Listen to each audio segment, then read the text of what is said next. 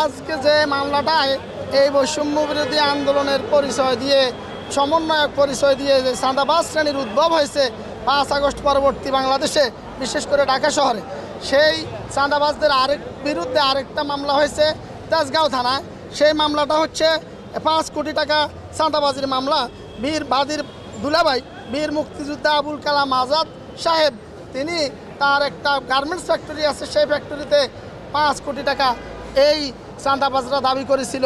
এই মামলার এজাহারের গর্বে যা বলা আছে, মূল ঘটনা হচ্ছে এই চাঁদাবাজরা ঢাকা শহরের বিভিন্ন অভিজাত এলাকায়, বিশেষ করে ধানমন্ডি, উত্তরা, গুলশান, বনানী, এই সমস্ত এলাকায় বিভিন্ন বাসাকে টার্গেট করে তারা তাদের ডিমান্ড ফুলফিল করার জন্য তাদেরকে ফোনে এবং সরাসরি গিয়ে চাপ দিয়ে সেই টাকা অনেকের কাছ থেকে আদায় করেছে, আবার অনেকের কাছ থেকে চেক নিয়েছে তাদের বাসা বাড়িতে। পরবর্তীতে চেকও পাওয়া গিয়েছে। আজকে তেজগাঁও থানার এই মামলায় তাদেরকে মামলার তদন্তকারী কর্মকর্তা 7 দিনের রিমান্ড প্রার্থনা করেন। আমরা রাষ্ট্রপক্ষে মাননীয় আদালতকে বলেছি যে মাননীয় আদালত, যে সমস্ত ছাত্ররা গুলি বৃষ্টির সম্মুখে বুক পেতে দিয়েছিল, সেই গুলি বৃষ্টির সাথে তারা আপোষ করে নাই, অথচ তারা এই অর্থের কাছে আপোষ করে ফেলল। এই চাঁদাবাজ শ্রেণীকে নির্মূলের জন্য এদের সাথে কারা আছে, এই চক্রে কারা জড়িত আছে, এবং এই মামলার সঠিক তথ্য উদ্ঘাটনের জন্য মামলার তদন্তকারী কর্মকর্তাকে যদি এই আসামিদেরকে রিমান্ডের প্রার্থনা মঞ্জুর করা হয়, তাহলে মামলার ন্যায় বিচারের স্বার্থে অনেক সত্য উদ্ঘাটন হবে।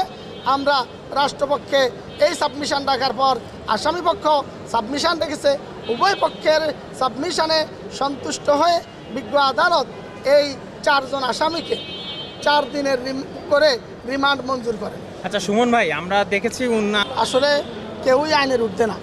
আজ সকালে আপনারা দেখেছেন সাবেক আইনমন্ত্রী এবং আইন প্রতিমন্ত্রী আনিসুল হক সাহেব এবং কামরুল ইসলাম সাহেবকেও আমরা সোনারের দেখিয়েছি। আইনের ঊর্ধ্বে কেউই না। মাননীয় আদালতে আমরা বলেছি, মাননীয় আদালত, এই আসামিরা আগেও বলেছি যে অর্থের কাছে নথি স্বীকার করে গেছে। এই আসামিরা বৈষম্য বিরোধী আন্দোলন করেছে, এই অজুহাতে তারা পার পাবে না। কারণ তাদের মধ্যে আব্দুর রাজ্জাক বিন সুলাইমান তিনি এবং আরেকজন আসামিও, 2 নম্বর আসামি তিনিও ইতিপূর্বে মাননীয় আদালতে 164 বা স্বীকারোক্তিমূলক জবানবন্দি দিয়েছে বলে আপনাদের কাছে তথ্য আছে।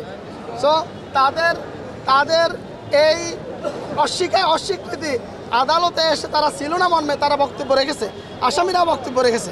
কিন্তু মাননীয় আদালতের কাছে মনে হয়েছে যে আসামিদেরকে যদি রিমান্ডে প্রেরণ করা হয় তাহলে মামলার সত্য উদ্ঘাটন হবে। সেজন্য মাননীয় আদালত সন্তুষ্ট হয়ে তাদেরকে রিমান্ডে দিয়েছেন।